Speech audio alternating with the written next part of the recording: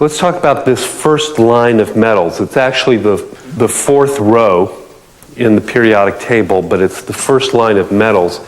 These transition elements only occur starting in this fourth line. And these are some of the very well-known homeopathic remedies. Ferrum, cobaltum, nickel, cuprum, which we'll also talk about today, zincum. This is gallium, which we don't know anything about. Germanium, which is one that was recently proved by Jeremy Scher.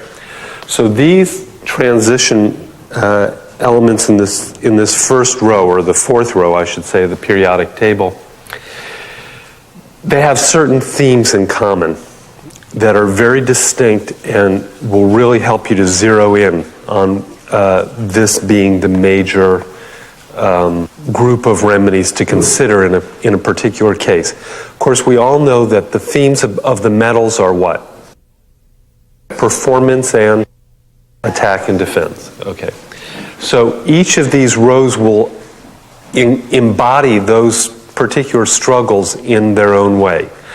The first row has two major themes. One is suppression. Suppression and rebellion is one theme.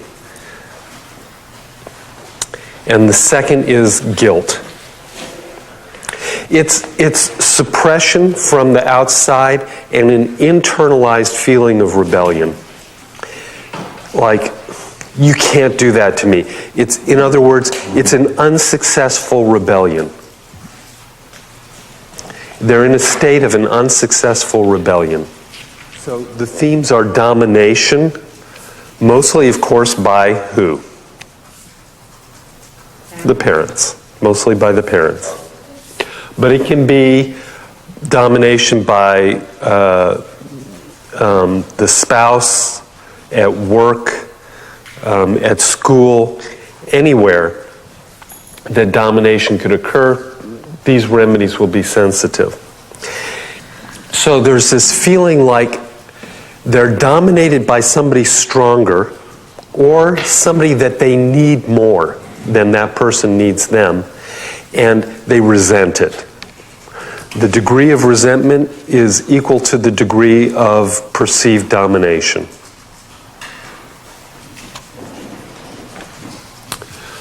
So when we talk about aluminum, we know that the main characteristic is loss of identity. We'll go into that more.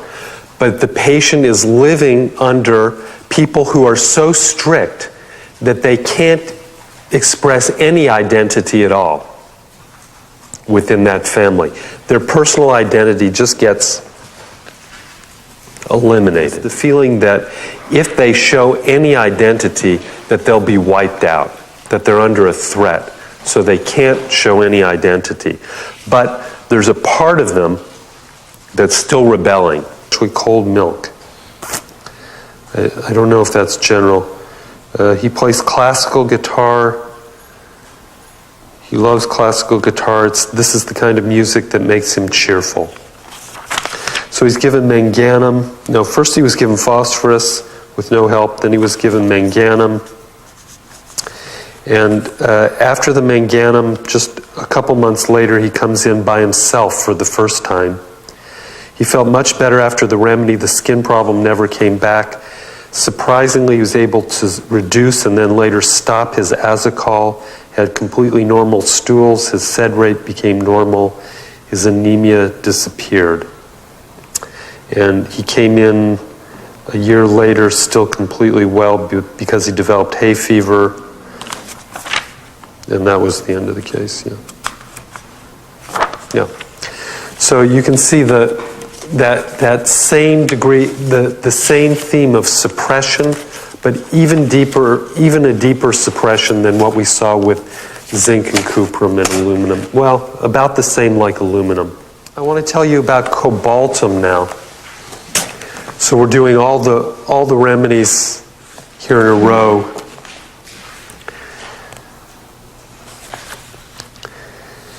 In cobaltum, rather than the suppression being the key point, usually the guilt is the key point.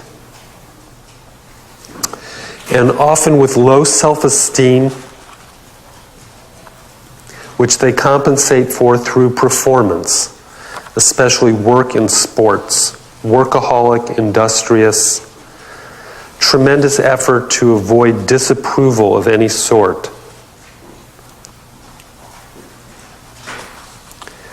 However, if despite all this effort, either the parents or whoever is important in his life is disapproving, then the patient goes into a type of collapse, usually with a lot of fatigue and sexual dysfunction. When we see the keynote combination of nocturnal seminal emissions with back trouble, then we think first for cobaltum.